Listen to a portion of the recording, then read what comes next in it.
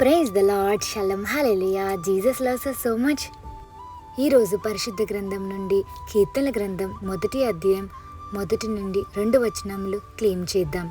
దుష్టులు ఆలోచన చెప్పున నడువక, పాపుల మార్గమున నిలువక, అపహాసకులు కూర్చుండు చోటున కూర్చుండక, యెహోవా ధర్మశాస్త్రమునందు ఆనందించుచు దివారాత్రము దానిని ధ్యానించువారు ధన్యుడు. ఆమేన్. ఇక్కడ ఒక స్కూల్ కనిపిస్తుంది కదండి.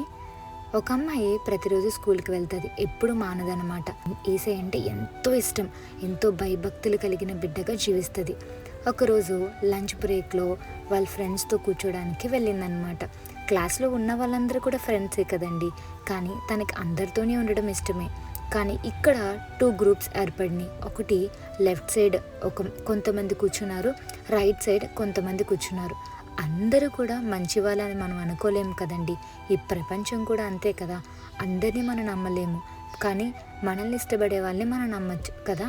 సో ఇక్కడ ఈ అమ్మాయి ఏం చేసిందంటే, ఇక్కడ 2 గ్రూప్స్ ఉన్నాయి కదా, దేవా నేను ఏ గ్రూప్లో కూర్చోవాలి, ఆ చిన్నది కూడా దేవుడిని అడగడం జరిగింది. ఇది ఎందుకు చెప్తున్నానంటే, మనం ప్రతి చిన్న మాట కూడా దేవుని మీద ఆధారపడాలండి. అది చిన్న పని అయి ఉండొచ్చు, కానీ దేవుడి హెల్ప్ లేకుండా మీరు ఒకవేళ ఆ చిన్న పని మీరు చేసినా మీకు ప్రతిఫలం రాకపోవచ్చండి. ఇక్కడ 2 గ్రూప్స్ ఉన్నాయండి, లెఫ్ట్ సైడ్, రైట్ సైడ్. ఆ అమ్మాయి ఆలోచిస్తుంది. అప్పుడు దేవుడు జ్ఞాపకం చేశారు. ఏంటి అంటే, దుష్టుల ఆలోచన చెప్పున నడవక, పాపుల మార్గమున నిలువక, అపహాసులు కూర్చున్న చోట కూర్చుండక, యెహోవా ధర్మశాస్త్రం నందు ఆనందించుచు దివారాత్రము దాన్ని ధ్యానించేవారు ధన్యుడు అన్న ఒక వాగ్దానం తనకి జ్ఞాపకంలోకి వచ్చింది. ఇక్కడ లెఫ్ట్ సైడ్ కూర్చున్న వాళ్ళందరూ ఎలాంటి వాళ్ళంటే, వాళ్ళకి దేవుడంటే భయం లేదు, దేవుడి మాటకి విధేయులై ఉండరు, వాళ్ళ తల్లిదండ్రులకి ప్రేమించరు, తల్లిదండ్రులకి రెస్పెక్ట్ ఇవ్వరు, అలాగే దేవుడి యొక్క మార్గాన్ని నమ్మరు, ఎగతాళిగా ఉంటారు. కానీ ఇక్కడ ఇప్పుడు చూస్తున్నారు కదా, వీళ్ళు ఎలాంటి వాళ్ళంటే చాలా కైండ్ హార్టెడ్ పర్సన్స్, చాలా రెస్పెక్ట్ ఇస్తారు, ఫ్రెండ్స్కి కానీ, టీచర్స్కి కానీ, పేరెంట్స్కి కానీ చాలా రెస్పెక్ట్ ఇస్తారు. అదే కాకుండా చాలా కష్టపడి చదువుతారు, ఒకరికొకరు హెల్ప్ చేసుకుంటారు, పాజిటివ్గా మాట్లాడుకుంటారు. చాలా మంచి పని ఏంటంటే ప్రార్థన చేసుకుని ప్రతిదీ మొదలు పెడతారు. అప్పుడు తను డిసైడ్ అయింది, ఓకే దేవుడు ఈ వాగ్దానం నా దృష్టిలో పెట్టారు, నాకు జ్ఞాపకం చేశారంటే నేను రైట్ సైడ్ ఉన్న గ్రూప్తోనే కూర్చోవాలి. రైట్ సైడ్ ఉన్న గ్రూప్తో కూర్చుని తన భోజనం చేయడం జరుగుతుందండి. So moral of the story ఏంటి అంటే, ఈ ప్రపంచంలో చెడ్డవాళ్ళు ఉంటారు, మంచి వాళ్ళు ఉంటారు.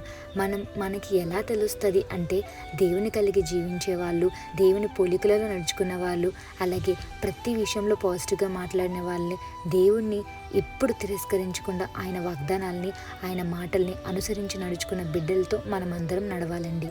సో ఇంతకుముందు చిన్న స్టోరీ చెప్పాను కదా, అందులో లెఫ్ట్ సైడ్ కూర్చున్న వాళ్ళందరూ కూడా సేటాన్ని ఫాలో చేస్తున్న వాళ్ళండి. రైట్ సైడ్ ఉన్న వాళ్ళందరూ కూడా పాజిటివ్గా ఉన్న వాళ్ళు, అంటే యేసయ్య ఎప్పుడు పాజిటివే కదండి.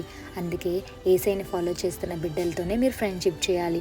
మీరు ఒక్క చాయిస్ తీసుకున్నప్పుడు ఆ చాయిస్ని చాలా ఆలోచించి తీసుకోండి, ఎందుకంటే అది యేసయ్యతో రిలేషన్ బ్రేక్ చేయొచ్చు, లేదా యేసయ్యతో రిలేషన్ స్ట్రాంగ్ చేయొచ్చు. నేను చెప్పాలనుకుంటుంది ఏంటంటే, యేసయ్యని ఫాలో చేసిన వాళ్ళని ఫ్రెండ్షిప్ చేసుకోండి, చెడ్డ వాళ్ళతో స్నేహం చేయొద్దు. దుష్టులు ఒకవేళ ఏదైనా రాంగ్గా మాట్లాడితే అక్కడి నుంచి మీరు లెగిసిపోండి. Bad words మాట్లాడుతున్నవి వినద్దు.